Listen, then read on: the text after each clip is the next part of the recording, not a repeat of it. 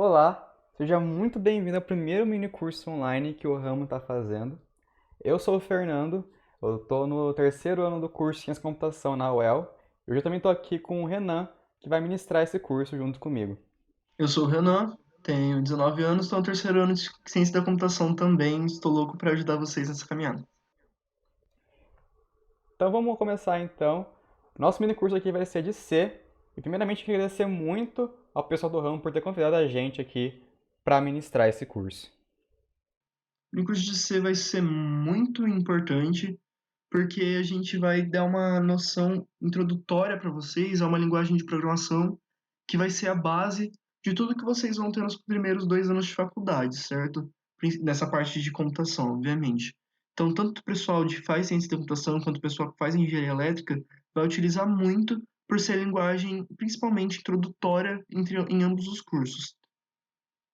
Então, nosso objetivo aqui é justamente ensinar o básico de programação para vocês, utilizando essa linguagem muito utilizada por vocês. A gente resolveu separar o conteúdo em módulos para ficar bem mais simples para vocês entenderem as coisas e a gente poder tirar dúvidas, certo?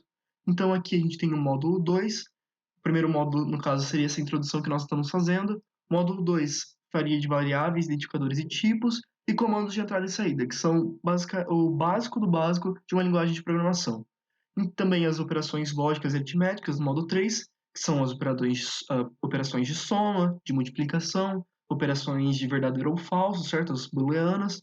No módulo 4, a gente vai aprender as estruturas mais importantes, que são a de repetição e as condicionais. Elas basicamente tornam qualquer programa é, realmente um programa de computação que vai resolver algum tipo de problema, certo? E o módulo 5, as estruturas de dados, vetores e matrizes, que vão servir para a gente colocar nossos dados, sejam valores, inteiros ou palavras, dentro de estruturas que facilitam a gente buscar, entendeu?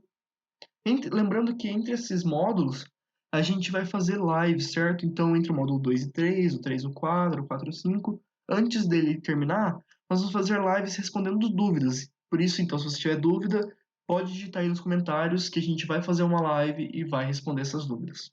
Bom, como o Renan disse, esse primeiro vídeo aqui é do módulo 1, que é o módulo de introdução. Então, a partir de agora, a gente vai falar um monte de conceito de linguagem, de programação, algoritmos. Então, se você já tem algum conhecimento nisso, pode pular para o módulo 2, que a gente vai lançar logo em breve, que esse módulo aqui vai ser bem introdutório. Mas também no final do vídeo, a gente vai ensinar também como é que instala o compilador de C para que o seu computador possa rodar programas escritos na linguagem C.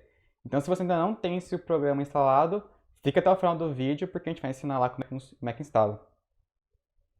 Vamos começar então a introdução desse módulo, que é uma pergunta bem simples. O que é a programação? Bem simples e bem grandiosa também, né? Porque a programação ela pode ser definida como diversas coisas. Aqui a gente colocou como um conjunto de tarefas que executam determinada ação. E é basicamente isso mesmo, né? O programador tem a principal função de definir ações que alguma coisa vai ser realizada. E se você parar para pensar, essa alguma coisa pode ser diversos dispositivos, seja eles eletrônicos ou não. E esses dispositivos eles estão comumente no nosso cotidiano. Todos os dispositivos eletrônicos eles utilizam a programação para serem configurados. Porque a programação surgiu justamente com uma necessidade de você ter algo para configurar eles. Então, por exemplo, você pega aqui essa imagem.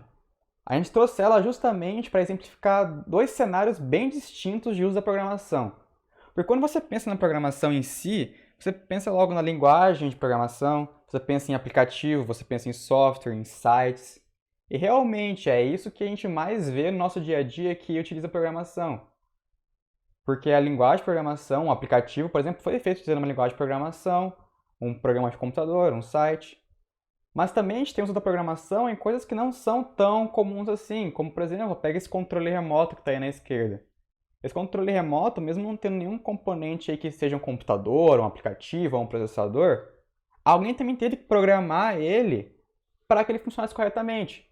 Por exemplo, como é que o controle sabe quando aperta o botão de desligar, ele tem que desligar a televisão? É porque alguém fez alguma configuração, alguma programação ali dentro desse controle, na própria placa do circuito dele, para indicar que quando eu aperto esse botão, ele vai então desligar a televisão ou o dispositivo que está ligado. Então a programação ela vai muito mais além do que apenas você ter uma linguagem de programação. Ela é utilizada para você controlar então qualquer dispositivo. E pensando na programação, a gente tem outro conceito que está muito atrelado a ele, que é o conceito de algoritmo. E um algoritmo nada mais é do que uma sequência de tarefas estabelecidas pelo programador que podem ser repetidas diversas vezes. Esse diversas vezes tem que ficar bem com enfoque, bem com destaque, porque um algoritmo bem feito, ele pode e vai ser reproduzido diversas vezes. E sem pensar agora em linguagem de programação, em coisas mais afundas do conceito de programação em si, vamos pensar numa sequência de tarefas, um algoritmo que a gente tem na vida real. Então, por isso a gente trouxe aqui um algoritmo para esquentar um leite no micro-ondas. É um algoritmo bem simples, porque quando você para para pensar sobre esquentar um leite no micro-ondas, você não para para pensar que toda vez é a mesma coisa, você segue um passo a passo. Por exemplo, a gente trouxe aqui uma sequência de passo 1, pegar uma xícara, passo 2, colocar o leite na xícara, passo 3, abrir o micro-ondas, passo 4, colocar a xícara no micro-ondas, passo 5, fechar o micro-ondas, passo 6, digitar o tempo que o micro-ondas ficará ativo, passo 7, ligar o micro-ondas, e assim vai. Esse passo a passo ele vai ser o mesmo, dependente da xícara que você usar, dependente do leite que você colocar na xícara, depende do micro-ondas que você usar. Então, por isso que é importante você aprender como é que funciona o algoritmo e entender o conceito principal dele, que são essas sequências de passo a passo, sequências de ações que você faz, e elas vão ser repetidas diversas vezes, independente das variáveis da sua história. Se no contexto igual, que é esquentar um leite no micro-ondas, você sempre vai fazer o mesmo passo a passo. E um algoritmo bem feito é extremamente importante na hora de você escrever seu código. E é por isso que você precisa aprender esse conceito de algoritmo antes de entender até mesmo o que é uma linguagem de programação. Mas o que é uma linguagem de programação? Ela nada mais é do que um método de escrita que tem seus padrões e permite comunicar as instruções específicas para um computador, certo? Então a gente consegue passar o algoritmo para qualquer linguagem de programação. Uma coisa muito importante do algoritmo, porque como ele é utilizado, como ele é feito utilizando linguagem natural, seja o inglês ou o português, a gente sempre tem essa facilidade para implementá-lo em qualquer linguagem de programação, independente dos seus padrões. E por que a gente utiliza as linguagens de programação? Porque justamente ela serve para a gente traduzir a nossa linguagem que a gente entende para a linguagem que o computador entende. A gente não consegue entender 0 e 1 e o nosso computador não consegue entender em prima. Por isso, justamente, a gente tem uma linguagem de programação e a gente vai ter o compilador que vai entender cada parte dessa linguagem de programação e transformar isso em 0 e 1, fazendo que o computador entenda e resolva do jeito que a gente mandou as tarefas, os algoritmos e resolva os problemas. E é muito importante saber que as linguagens têm seus padrões, porque justamente elas são diferentes nisso. Aqui a gente tem dois exemplos de um código de linguagem C e um código de linguagem Java. Ambos imprimem na tela Hello World, certo? Porém, o jeito que eles fazem isso é diferente. Para você fazer isso em C, você tem que incluir a biblioteca, depois criar uma função e finalmente você vai poder digitar printf. E é daí a frase, certo? Já no Java, a gente tem que criar uma classe, criar um método, e daí a gente pode usar o system.out.println. E você pode perceber que, mesmo eles fazendo a mesma coisa e imprimindo, eles têm códigos diferentes para isso. Enquanto você usa o printf, no nosso Java ele usa o system.out.println.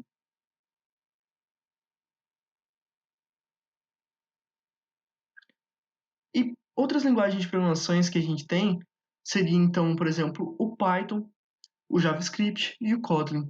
E qual é a maior importância dessa diferença entre linguagens de programação? É justamente o enfoque. Por exemplo, o Python ele é utilizado para machine learning, inteligência artificial, análise de dados, visão computacional, que são coisas mais científicas que a gente usa. Já o JavaScript ele é focado mais para desenvolvimento web, desenvolvimento mobile, desenvolvimento de servidores, ou seja, o foco dele não é tanto essa parte científica, mas a parte de produtos, certo? Uma parte mais visual para as pessoas poderem ver. Então, por quê? Porque o Python, as bibliotecas de Python, os frameworks de Python, E a forma que ele foi feito, ele facilita essa forma de esses enfoques. Então, ele facilita o desenvolvimento para inteligência artificial. Já o JavaScript, ele foi feito justamente para se criar sites dinâmicos. Então, é muito importante saber que cada linguagem vai ter o seu enfoque. Por mais que a gente possa utilizar ela para diversas outras coisas, porque elas são linguagens de programação que podem fazer basicamente tudo, é muito importante saber as diferenças e saber qual é melhor para cada problema que a gente quer resolver. E tem diversas linguagens no mercado e todas elas podem ser categorizadas em basicamente dois grandes grupos: as linguagens de baixo nível e as linguagens de alto nível. A diferença entre elas não é que uma é melhor e outra pior. Longe disso, ela é mais uma categoria do que ela mais serve, como é que a especificidade dela dentro do seu grupo. Então, por exemplo, as linguagens de baixo nível foram criadas para ter um acesso direto com o processador, com o seu computador, do seu dispositivo. Porque é o processador que vai ler o seu código e vai executar as ações que ele está pedindo para serem executadas. Já as linguagens de alto nível, elas foram feitas para você comunicar mais com o humano, o programador que está lá escrevendo o código. Então, por conta disso, ela foi feita com linguagem natural mesmo, o inglês ou o português, como o Renan falou. Como eu também disse anteriormente, lembra lá sobre pegar a xícara, abrir a porta do micro-ondas, etc. Essas ações elas podem ser escritas numa linguagem de alto nível da mesma maneira que estou falando aqui. Abrir a porta do micro-ondas. Eu posso fazer uma função chamada open, ou abrir, tanto faz. Então a linguagem de alto nível é muito boa para fazer isso. E a diferença entre elas, então, a gente trouxe aqui algumas, é que nas linguagens de baixo nível, a performance do seu código vai ser muito melhor, porque ela vai estar conversando ali diretamente com o hardware, diretamente com o processador, com o seu computador. Então, a conversa entre elas vai ser muito mais rápida justamente por causa disso. Só que tem algumas desvantagens nisso. A linguagem de máquina ela é muito difícil de ser entendida, porque ela quase vira um 0 e 1, um binário. E isso você tem que ter um manual praticamente do seu lado para indicar o que cada conjunto de zeros e uns indica naquela máquina. Nas linguagens de alto nível isso não ocorre, porque como eu disse, é basicamente uma linguagem natural que a gente está conversando ali com o computador. Você vai escrever praticamente do jeito que você organiza o seu algoritmo anteriormente. Então é muito mais fácil você aprender a linguagem de alto nível e também muito mais fácil de dar manutenção no seu código. Porém, tem um pequeno problema que o processamento vai ser um pouco mais lento, porque as linguagens de alto nível ela tem que passar por uma linguagem de baixo nível para então serem entendidas pelo computador. O processador não entende a linguagem de alto nível diretamente. Mas não veja isso como um grande empecilho, porque se você perde um pouco em performance, mas você ganha muito em produtividade. E no final das contas é isso que importa. A gente trouxe alguns exemplos de linguagem de baixo nível, que é o MIPS Assembly, a linguagem de máquina e o binário. Já as linguagens de alto nível, existem várias no mercado. A gente trouxe aqui JavaScript, Python, Ruby, Swift, PHP, entre diversas outras. Bom, então a gente tem essas duas diferenças de tipo de linguagem, a baixo nível e a alto nível. E eu disse aqui que a gente não vai aprender Assembly porque ele é muito difícil. Mas a gente também tem o Java, que é muito mais fácil de você aprender, por ser uma linguagem de alto nível. Ela também é extremamente popular. Então, por que a gente vai utilizar o C ao invés do Java, por exemplo? Além do motivo que o Renan falou lá no começo, ser uma linguagem extremamente utilizada no começo do nosso curso, tem outros diversos fatores porque a linguagem C é uma linguagem universal. O primeiro deles é que é uma linguagem muito antiga. Ela foi criada lá em 1973. Então, é na época que os computadores ainda estavam começando a ter esse conceito de programação, de escrita de código, etc. Então, o C foi criado num conceito extremamente baixo nível, diretamente comunicando com o computador, com o processador. Então, por conta disso, você escrever um código C acaba sendo bem rápido também, você acaba aproveitando aquele conceito de baixo nível. Mas o C ele foi evoluindo muito ao longo do tempo, adquirindo capacidades de linguagem de alto nível. Então, como o Renan mostrou naquele slide sobre as diferenças de código entre C e Java, tinha lá o printf. Print é imprima, então você entende o que está escrito no código. Isso é uma característica de linguagem de alto nível. Então o C acaba ficando ali entre um meio termo de baixo nível e alto nível. Ele é baixo nível porque justamente ele foi criado basicamente para você ter um contato direto com a máquina. E é alto nível porque você entende também o código que está sendo escrito ali, você entende, você consegue transformar o seu algoritmo em algo que você consegue escrever e ler o que está acontecendo ali sem necessidade de ter um manual do lado, igual acontece nas linguagens de baixo nível. Bom, tendo esse conceito em mente, é principalmente por causa disso então que a gente vai utilizar a linguagem C para introduzir vocês no mundo da programação. E durante o curso aqui a gente vai utilizar dois programas principais para programar em C.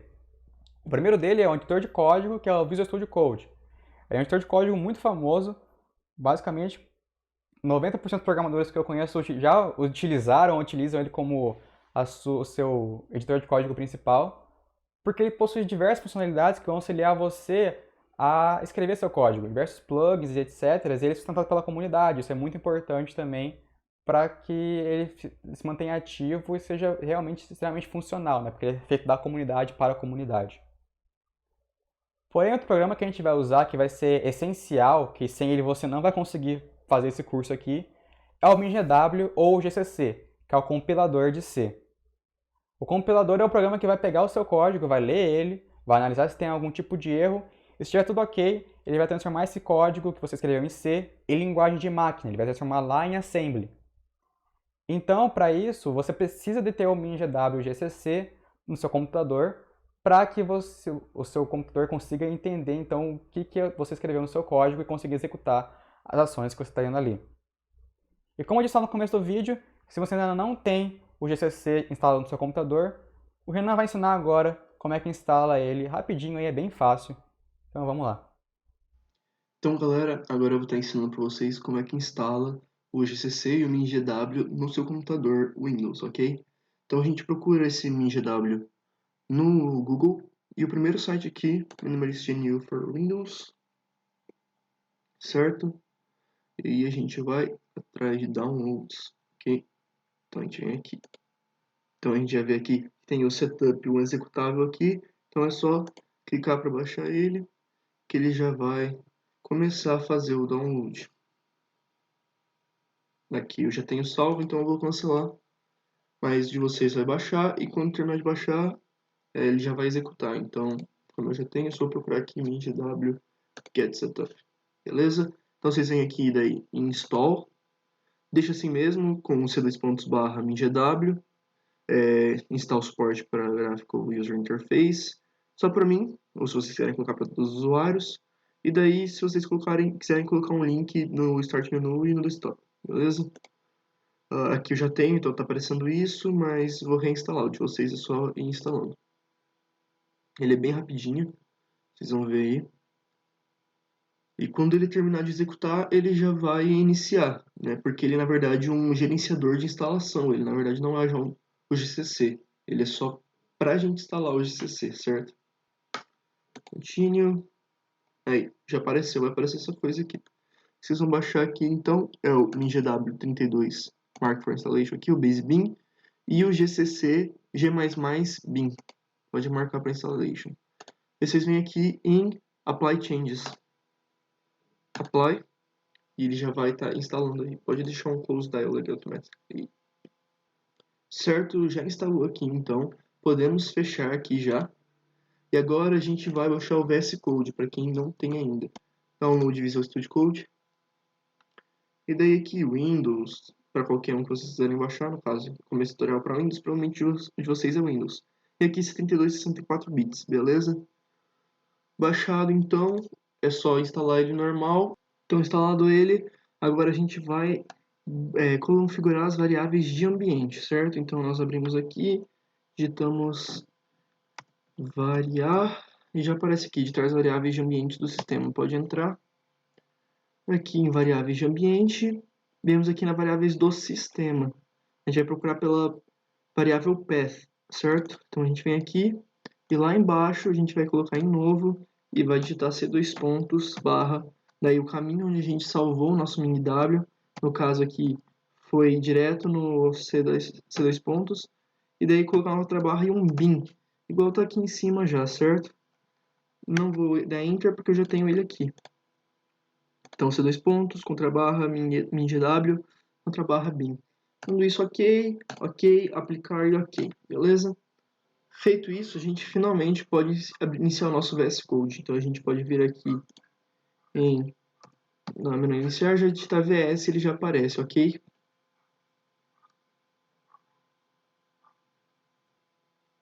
Então tá carregando aí, certo? E o que a gente vai atrás agora é desse negocinho aqui, ó, esses quebra-cabeças aqui, que é o extensions. A gente vai procurar C. A gente vai baixar esse aqui, o C++, que ele é um IntelliSense para ele. Então a gente já vê aqui, ó, que para coisar no Windows ele tem que ter ali o GCC MinW64. E tem vários outros, como exemplo, como o C++ Compile Run, que eu particularmente prefiro usar, certo? Então eu vou instalar ele também. E daí vocês vão atrás do que vocês preferem também. Por exemplo, aqui o snippets, para quando você digitar alguma coisa, ele já cria todo o código para você. Qual mais? Aqui o Code Runner, que ele roda várias linguagens, por exemplo, C, C++, Java, JavaScript, PHP, esse tanto aqui de linguagens, certo? Então vamos esperar ver se já instalou. Aqui já instalou, então. Beleza, então. Vamos fechar aqui, então, o Visual Studio Code. Também podemos fechar aqui já o nosso navegador. Fechando tudo, então, a gente vem aqui no nosso iniciar e vamos em explorador de arquivos, ok? Podemos vir aqui em documentos e criar um novo, abrir com o code aqui, vai aparecer o Open with Code. Se não aparecer, é só abrir o Visual Studio Code normal e abrir uma pasta, certo? Ou então qualquer pasta que você tiver. Aqui, se você dá dois cliques nele, aqui ele vai criar esse Untitled -1 aqui em cima. Toda vez que você dá dois cliques, ele já cria. Então, o que a gente vai fazer aqui é dar um Ctrl S e salvar como ponto .c. Aqui ele está como plain text, vai colocar aqui como ponto .c. Ó. Então, tutorial.c, salvar. Então, a gente já está aqui como tutorial.c. E isso já ativa o nosso IntelliSense que a gente baixou e também o nosso Code Runner, ok? Se a gente der um hashtag include, já apareceu ali o nosso include, certo? Então, stdio.h, ele também já dá aqui o int pra gente. Int main, printf para a gente imprimir, como foi mostrado na nossa última aula. Hello world, ponto e vírgula, return 0. Então, isso já é um código aí, ó. Se eu colocar, por exemplo, aqui sem ponto e vírgula, o nosso IntelliSense já vai mostrar que a gente tem um erro, ó, esperado um ponto e vírgula. Então, se a gente colocar o nosso ponto e vírgula, ele já coisa. É para isso que serve o IntelliSense que a gente baixou. Se a gente dá um Ctrl S aí, e para ir agora a gente vai usar o Code Runner, ok? Quando a gente aplica o F7, ele compila o nosso código e roda já. Apertei F7, aqui ele pergunta se é alguma flag, eu vou deixar essas aí mesmo, e também vai perguntar se tem algum argumento que a gente quer passar. Não quero. Compilou com sucesso e já rodou aqui, ó, Hello World. A gente pode ver que ele já coisou um tutorial.exe aqui. Então, se a gente vê, já está até aqui como um aplicativo, um executável nos nossos documentos, ok? Se a gente mudar isso aqui para Olá Mundo, Olá Tutorial, talvez, dermos um Ctrl S e apertarmos o F7 de novo, novamente sem argumentos e com aquelas flags, ele já aparece aqui, Olá Tutorial. Bom, então o conteúdo do vídeo desse primeiro módulo foi esse. Como a Renan falou lá no começo, se tiver alguma dúvida, sugestão também, crítica, pode deixar nos comentários, mas principalmente dúvidas, a gente vai responder todas elas na nossa live, que vai juntar esse módulo e o próximo módulo que a gente fizer, que vai falar sobre variáveis, identificadores, tipos e comandos de entrada e saída. Então, na nossa primeira live, a gente vai responder as dúvidas do primeiro módulo e as dúvidas do segundo. Lembrando novamente, alguma dúvida, comentário tá aí, a gente vai ler tudo, pode ficar tranquilo. E é isso. Se você gostou desse vídeo aqui, também não esquece de compartilhar para todos os seus amigos e conhecidos que queiram começar nesse mundo da programação. A gente vai realmente ensinar desde o básico aqui para que vocês tenham uma noção completa de como faz para programar em C e depois você pode utilizar esse mesmo conhecimento que você teve para aplicar em qualquer outra linguagem de programação. A gente agradece muito a atenção de vocês nesse vídeo e a gente espera vocês no próximo módulo.